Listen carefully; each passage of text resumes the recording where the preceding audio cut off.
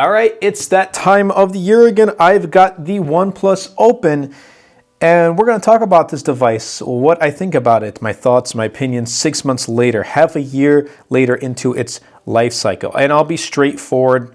I think OnePlus Open set the bar for what a foldable needs to be, especially in 2024. And, you know, I've been testing other phones after the OnePlus Open, like here. The OnePlus 12 is a great phone, by the way. Definitely be sure to check it out. I have some videos on it on the channel. Awesome device. OnePlus has been doing a great job lately. But they have set the bar for what a foldable needs to be, in my opinion. And I've said this before on the channel. I love this device. So starting things off with design, alert slider has been phenomenal. Like, just having the alert slider on this has been great, and something I love about OnePlus devices.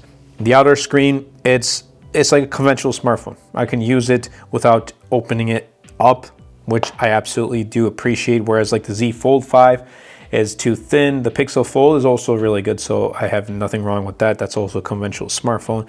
It's also really good. The inner display, I gotta say, watching YouTube videos has been great. I got back to Clash of Clans on the OnePlus Open, and switching, you know, to other conventional smartphones like the Galaxy S24 Ultra, the OnePlus 12, the Asus Zenfone 11 Ultra. I haven't been playing Clash of Clans as often. Like, this just made me want to play because of that larger screen real estate. The OnePlus Open, well, it used to fold, it folds completely flat. There's nothing wrong with that, but it would open flat at first, and now it's just something I noticed. It doesn't fold as flat, like it doesn't fold a full 180. That's just something I noticed. Like, I think it's perfectly fine. The crease, again, really not that noticeable. Again, if you really like stick it up in your face and look at it from different angles, yeah, you're gonna notice the crease, but I really don't see it like 99% of the time. Yeah, you can feel your finger run across it too, but again, I don't think about it 99% of the time. I'm only thinking about it right now because I'm talking about it. So just take it from my word. Like, it really doesn't get in the way of using this device. Amazing display though. Inner display and outer display gets super bright, max peak brightness of 2,800 nits, 120 hertz.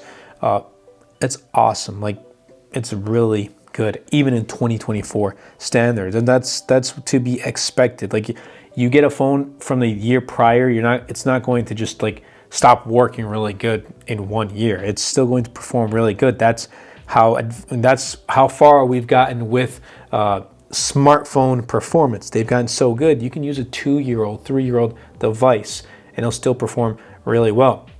But the one thing I love about this is OnePlus goes big on specs, and that's what they've always been, having like a flagship killer. 16 gigs of RAM, 512 gigs of storage. You're not getting 16 gigs of RAM on the Pixel Fold or the Z Fold 5. And notice I'm not talking about their successors because those are still like in the rumor mill. We don't know what's going on. We're hearing like a Z Fold 6 Lite, a Z Fold 6, and a Z Fold 6 Ultra. We've heard things like a Pixel Fold 2, but now we're hearing it's going to be called Pixel 9 Pro Fold. Like, it's just all over the place. So I'm not talking about those devices. I'm talking about what this currently competes with. Snapdragon 8 Gen 2 performs much better than Pixel Fold's Tensor. I believe it was a G3 or a G2.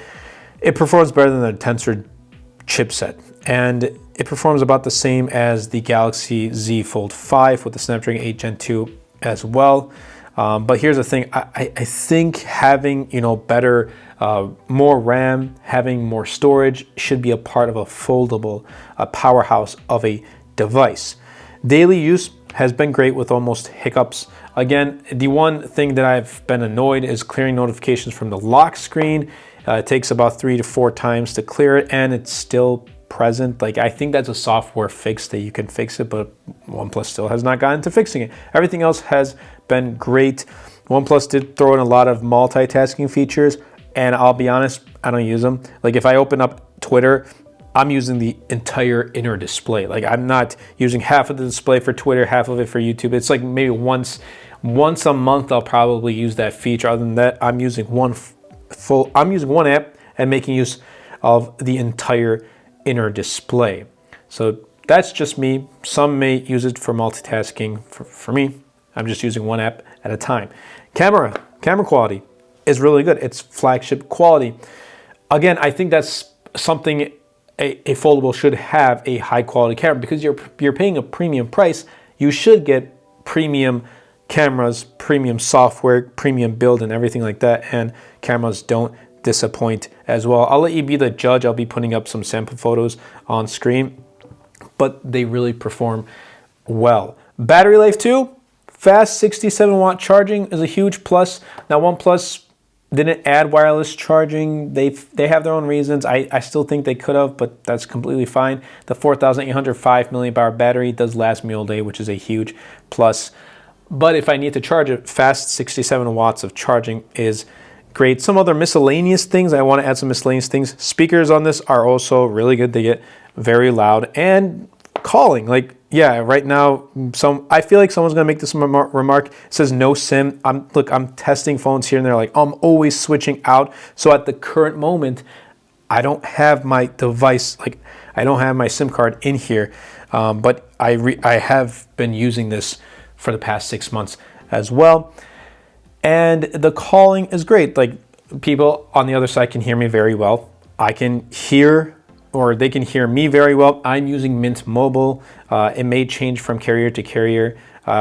Mint Mobile, T-Mobile, I have both. I have 2 separate SIMs, and they both work really well for my side and the person that I'm talking with. So just something that, some people are curious about. Now, the pricing on this is actually really good because it undercuts Samsung and Google. It retails for $1,700. I was going to say $700. $1,700. OnePlus always has amazing trade-in deals. They put their phones on sale. So I wouldn't say pick it up at $1,700. Pick it up when it goes on sale, and pick it up. And I'll be leaving links in the description down below. Pick it up when there's a good deal, trade-in deal. I traded in my OnePlus 11, and I got this for $580. Granted, I did go through the pre-order process when it first did come out, but nonetheless, that's saying a lot. Like, I got this foldable for $580. Overall, though, I still think this is the best foldable you can pick up right now in 2024, and there shouldn't be any reason to wait for the OnePlus Open 2 or Samsung's Z Fold 6, whatever they're going to call it, or Pixel Fold 2, again, whatever they're going to call theirs. This is a first-gen device, and OnePlus did a phenomenal job. They've still got some stuff to work with for second gen, and it makes me more excited for a second gen, but there's no reason to wait for second gen. So that being said, if there's anyone I'd recommend a foldable to here in the US, it's going to be the OnePlus Open. And until Samsung and Pixel Fold kind of step up their game, it's still going to be the OnePlus Open. And for those, like, I've shown this device to my friends and family, and they're really hesitant. I've got some good feedback, but I got some really like, but what if this happens, or what if that happens, or just like they haven't warmed up to the fact of there's foldables present on the market. I would say try it out, use it. Don't skip on it. You really have to kind of use it in your daily life for like a week or two and really try it out. I think they're going to play a part in the future of smartphones for us. Like, I don't think it's not just gonna be these slab of glasses anymore. Like, we're gonna have those, but it's not gonna be just those for smartphones. Like, we're gonna have foldables, we're gonna have flippables, we're gonna have like rollables, devices that roll up. Like, we're gonna have a bunch of different form factors, I think, that are gonna be tried out. And right now, I think OnePlus Open is doing a phenomenal job with their Open. That's been it for me.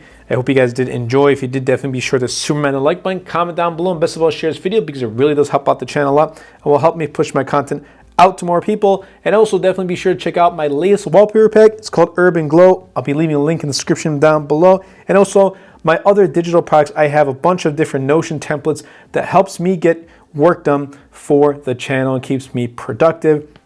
I have a bunch of different things like my finance templates. I have a management template I'm working on. I'm going to get that released, like finance tracker. When I talk about finance template, finance tracker, social media content planner. I have my own YouTube content planner just specifically made for YouTube and general social media content.